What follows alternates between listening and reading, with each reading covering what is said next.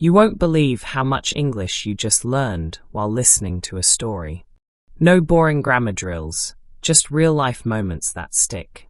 Subscribe now if you're into adventure, fun, and learning English without even trying. Ready to meet a monkey in Bali? Let's go. It started with a banana. Well, not exactly a banana, more like a granola bar with banana flavor. But apparently, to a monkey, that was close enough. She had arrived in Ubud just that morning. The town was alive with scooters, incense, and the smell of fresh mangoes. Her guest house was tucked behind a row of rice fields, quiet and peaceful.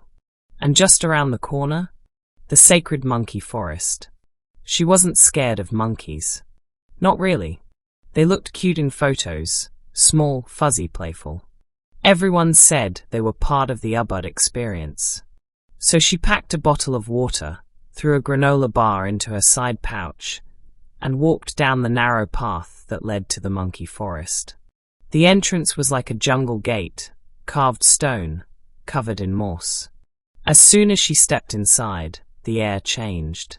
It was humid, green, and full of sounds. Birds, wind in the trees, and little feet scampering on branches. She spotted her first monkey near a wooden bridge. It was grooming another monkey. Totally relaxed. She smiled. This would be easy. Deeper into the forest, she passed a small shrine. A monkey sat on top of it, staring at her. Its eyes were dark and serious. She didn't stare back. She kept walking. That's when she heard a rustle. Then another. Then a sound like a chirp, but louder. She turned and saw a monkey standing on the trail behind her. It was small, but its posture was confident. It tilted its head. Its eyes were locked on her bag. Oh! She remembered what the guest house owner had told her. Don't carry food. They can smell it, even through bags. She had laughed at the time. Now she wasn't laughing. The monkey took a step forward. She took one back. It took another step. She turned slowly, trying not to look scared, and started walking. The monkey followed. She walked faster. So did it. Then, without warning, it ran. Straight at her. She yelped and bolted. Her shoes slapped against the stone path as she dashed past a group of tourists. They turned in surprise as she flew by.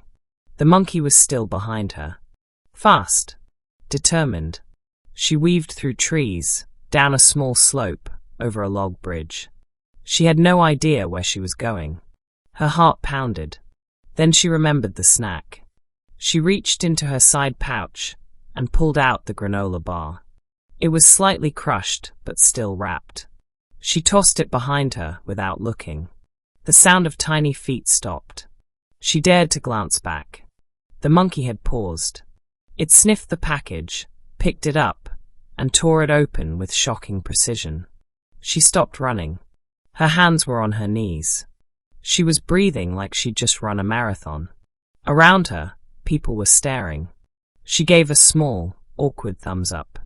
The monkey sat calmly, chewing on the granola bar like it had just won a prize.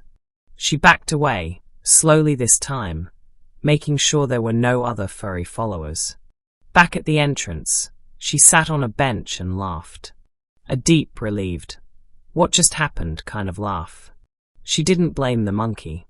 Not really. She had broken the one rule everyone had told her. Later, she told the story over dinner at a local warung. The waiter laughed so hard he almost dropped a plate. Classic monkey, he said.